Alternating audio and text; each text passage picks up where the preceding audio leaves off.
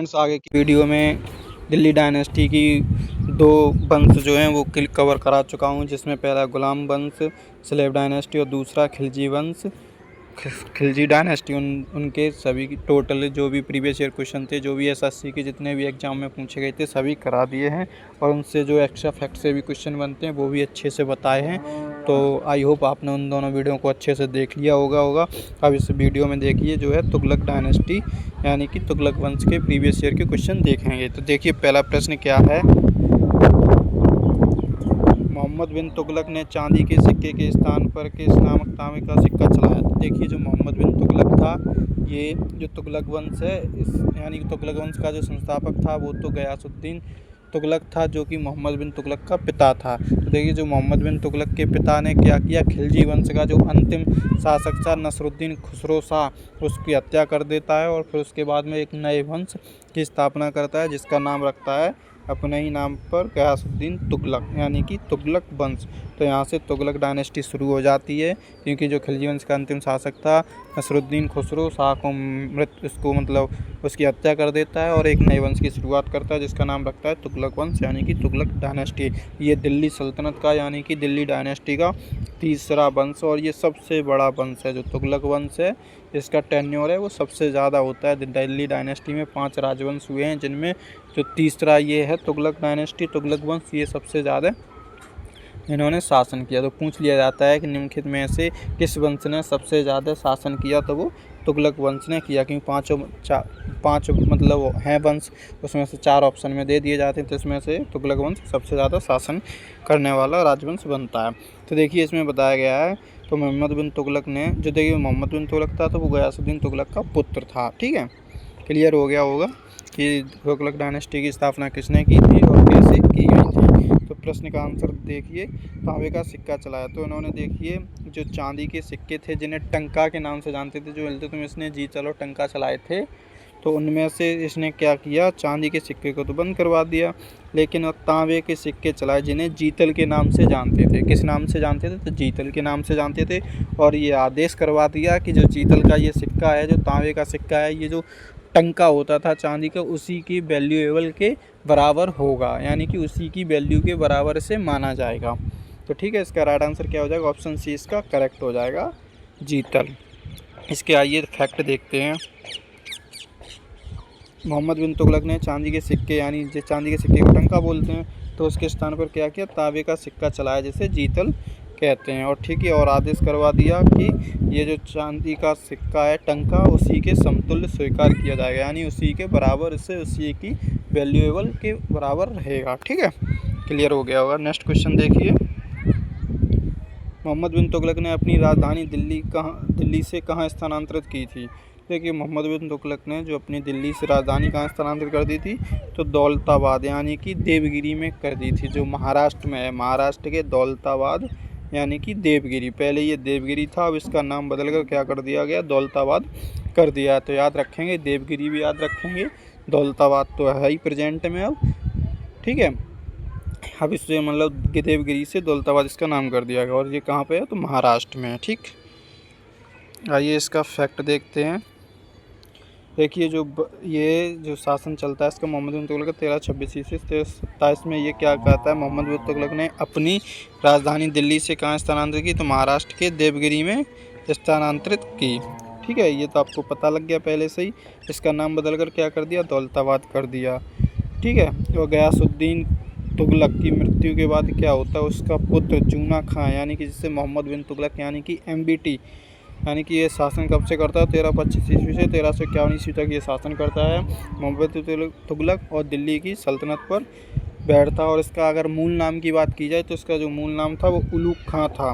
पूछ लिया जाता है कि मोहम्मद बिन तुगलक का मूल नाम क्या था, तो वो उलूग खां था। ठीक है, क्लियर हो गया होगा, उलूग खां। ठीक, नेक्स्ट क्वेश्चन देखिए, मोहम्मद बिन तुगलक ने निम्नलिखित विदेशी यात्रियों में से किसे राज्य सेवा में नियुक्त किया था, तो वो कौन था, इब्न बतूता था। तो देखिए इब्न बतूता था, बहुत ही फेमस है, ये मोरक्को का निवासी था। कहाँ का निवासी था, तो ये मोरक्को का निवासी था। और ये कब आता है भारत, तो 1333 ईस्वी में आता है। तो इससे बहुत ज़्यादा इम्प्रेस होते हैं मोहम्मद बिन तुगलक, तो इसे क्या करते हैं, दिल्ली का काजी बना देते हैं।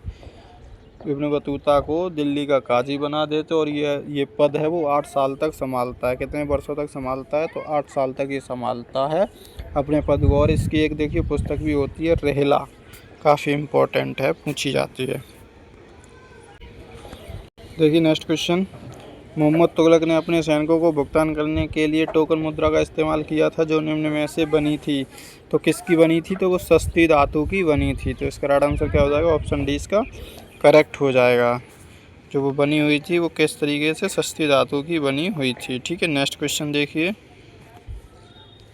निम्नलिखित में से किस राजवंश के शासनकाल में तैमूर या तामिर ने 1398 ईस्वी में भारत पर आक्रमण किया था। तो वो किसने किया था, तो तुगलक वंश, यानी तुगलक वंश के टाइम पर ही इसने तैमूर ने 1398 ईस्वी में भारत पर आक्रमण किया था। तब किनका टेन्योर चल रहा था, तो तुगलक वंश, यानी कि तुगलक वंश तब शासन कर रहा था दिल्ली पर। तब ये तैमूर आक्रमण करता है भारत पर 1398 ईस्वी में। आइए इसे फैक्ट से अच्छे से समझते हैं। ठीक है, तुगलक वंश का जो देखिए अंतिम शासक कौन था, नसरुद्दीन महमूद था। और इसके शासनकाल में तैमूर और तामिल 1398 ईस्वी में भारत पर आक्रमण कर देता है। ठीक है, इससे और अच्छे से समझेंगे जब एक आगे प्रश्न और आएगा इसी से संबंधित, अच्छा उसमें क्लैरिफाई करेंगे। देखिए क्वेश्चन देखिए, दिल्ली सल्तनत के किस सुल्तान ने पहली बार मंगोल क्षेत्र को अधिकार में लेने की योजना बनाई थी। तो वो मोहम्मद तुगलक ने बनाई थी, मोहम्मद बिन तुगलक ने ये योजना बनाई थी। ठीक है, और योजना में कौन कौन सी थी, तो इसकी ये 5 योजनाएं थीं। ठीक है, कितनी योजनाएं थीं, तो 5 योजनाएं थीं, जिसमें जियाउद्दीन बरनी ने भी उल्लेख किया था। कौन कौन सी योजनाएं थीं, तो नंबर 1 दोआब में कर वृद्धि, यानी कि जो दोआब क्षेत्र था उसमें क्या किया इन्होंने, कर बढ़ा दिया, यानी टैक्स में वृद्धि कर दी। और दूसरा देवगिरी को राजधानी बनाना, ये भी। और तीसरा क्या था, सांकेतिक मुद्रा जारी करना, जो कि सांकेतिक मुद्रा की बात की गई थी इसमें। और चौथा था खुरासान पर आक्रमण, जो खुरासान क्षेत्र था उस पर आक्रमण करने की योजना। और कराचिल अभियान में खुरासान और कराचिल अभियान का जो उद्देश्य था वो मंगोल क्षेत्रों को अपने अधिकार में लेना था। एक जो कराचिल और खुरासान जो अभियान थे, इनका मेन उद्देश्य यही था कि अपने क्षेत्र को अधिकार में लेना। ठीक है, क्लियर हो गया होगा। नेक्स्ट क्वेश्चन देखिए, मोहम्मद बिन तुगलक ने अपनी राजधानी को दिल्ली से बदलकर कहाँ बनाया था, तो दौलताबाद, यानी महाराष्ट्र में देवगिरी में, जिसका नाम क्या कर दिया, दौलताबाद कर दिया, यहाँ पे बनाया था। देखिए प्रश्न रिपीट हुआ है, किस किस में पूछा गया, देखिए SSC JE junior engineer CHSL, SSC JE mechanical, SSC CGL। तो काफ़ी इंपॉर्टेंट प्रश्न है, यहीं से डायरेक्ट उठ जाते हैं और इनके फैक्ट से प्रश्न बन जाते हैं।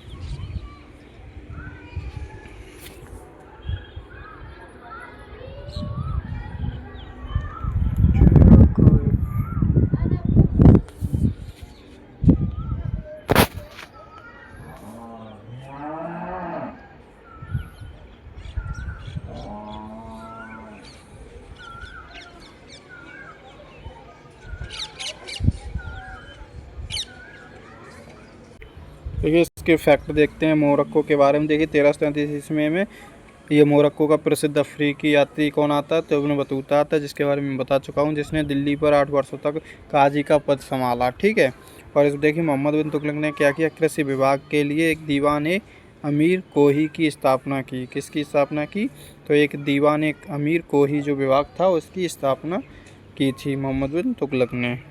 ठीक है, नेक्स्ट क्वेश्चन देखिए,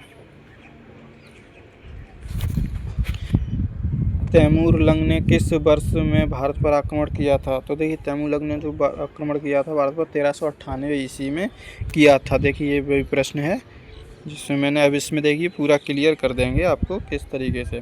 देखिए जो अमीर तैमूर को भाग्यशाली भविष्य का स्वामी भी कहा जाता है। क्यों, क्योंकि ये एक युद्ध में इसका क्या पैर होता जो है घायल हो जाता है, और फिर ये जिसके कारण वह जीवन भर लंगड़ाता रहता है। इसी वजह से इसको तैमूर तो इसका नाम था, लेकिन लंग मतलब लंगड़ा, इसलिए इसे तैमूर लंग के नाम से जानने लगे। ठीक है, और ये जीवन भर लंगड़ाता रहा, इसलिए इसे तैमूर लंग कहने लगे। ठीक है, तो इसने क्या किया, मार्च अप्रैल 1398 ईस्वी में क्या किया, तैमूर अपनी राजधानी समरकंद से भारत पहुंचता है। तो इसकी राजधानी कौन सी थी? समरकंद थी। वहाँ से ये क्या करता है, भारत पहुँचता है आक्रमण के लिए। जब ये भारत आ जाता है तो ये 11 दिसंबर 1398 को तैमूर और दिल्ली का अंतिम शासक तैमूर यानी कि दिल्ली तो पहुंचता है, और उस समय दिल्ली का जो शासक था वो नसरुद्दीन महमूद था, जो कि तुगलक वंश का अंतिम शासक था। ठीक है, जब ये दिल्ली आ जाता है 11 दिसंबर 1398 ईस्वी को, तैमूर और दिल्ली की जो शासक कौन था? तो वो नसरुद्दीन महमूद था, जो कि तुगलक वंश का था। तो इन दोनों के बीच में फिर युद्ध होता है। जब युद्ध होता है तो ये कब? 18 दिसंबर 1398 ईस्वी को तैमूर है वो दिल्ली की शाही सेना को बीच में जब युद्ध होता है तो इसमें क्या करता है, वो पराजित हो जाता है। कौन पराजित हो जाता है? तो नसरुद्दीन महमूद पराजित हो जाता है इसमें, जिसमें नसरुद्दीन महमूद का साथ और कौन दे रहा था? तो मल्लू इकबाल भी साथ में क्या होता, पराजित हो जाता है। फिर उसके बाद में तैमूर लंग दिल्ली में कत्लेआम का आदेश दे देता है, और इस तरीके से बहुत सारा धन वगैरह लूट के, और 1399 ईस्वी में ये क्या करता है, फिरोजाबाद और मेरठ और हरिद्वार, कांगड़ा और जम्मू से होते हुए अपने देश वापस समरकंद चला जाता है। ठीक है, आप समझ गए होंगे किस तरीके से युद्ध करता है। और जब ये जाता है तो जो खिज्र खां होता है उसको मुल्तान, लाहौर और दीपालपुर का सूबेदार नियुक्त करके चला जाता है, और अपने देश वापस समरकंद पहुंच जाता है, अपनी राजधानी समरकंद में। तो आई होप इसमें क्लियर हो गया होगा। नेक्स्ट क्वेश्चन देखिए, निम्नलिखित में से कौन सा कालक्रम तुगलक वंश के शासकों का सही क्रम है जिन्होंने वर्ष 1320 से 1414 तक दिल्ली पर शासन किया था? तो इसमें देखिए, गयासुद्दीन तुगलक जो कि तुगलक वंश की स्थापना करता है, खिलजी वंश के अंतिम शासक नसरुद्दीन शाह को उसी को मार के हत्या कर देता है और तुगलक वंश की स्थापना कर देता है। उसका पुत्र मोहम्मद बिन तुगलक, फिर फिरोज शाह तुगलक, ऐसे इसी तरीके से यही बिल्कुल कालक्रम सही है। तो इसका राइट आंसर क्या हो जाएगा? ऑप्शन डी हो जाएगा। आइए देखिए इनके जो कौन कौन से राजा हुए हैं, शासक हुए हैं, उनको देखते हैं। तो टोटल इसमें 9 शासक हुए हैं तुगलक वंश में। कौन कौन से हुए देखिए, गयासुद्दीन तुगलक जो 1320 से 1325 ईस्वी, फिर उसके बाद मोहम्मद बिन तुगलक, फिरोज शाह तुगलक, गयासुद्दीन, अबू बकर, मोहम्मद शाह, अलाउद्दीन, सिकंदर शाह, नुसरत शाह और नसरुद्दीन महमूद। और इसका जो अंतिम शासक होता है वो नसरुद्दीन महमूद होता है। इसी के टाइम पर तैमूर लंग आक्रमण करता है 1398 ईस्वी में। इम्पोर्टेंट है, इसको याद रखेंगे, जिसमें नसरुद्दीन महमूद हार जाता है। ठीक है, नेक्स्ट क्वेश्चन देखिए। इसमें इतने ही क्वेश्चन थे। तो वीडियो कैसी लगी, वीडियो को लाइक करें, चैनल पर नए हो तो चैनल को सब्सक्राइब करें। मिलते हैं ऐसी नेक्स्ट वीडियो के साथ में। और उसका जो नेक्स्ट टॉपिक रहेगा वो सैयद वंश रहेगा, जो दिल्ली डायनेस्टी का चौथा वंश रहेगा, सैयद। ठीक है, तो आप अच्छे से रिवीजन करके आएँ और प्रश्नों के जवाब दें।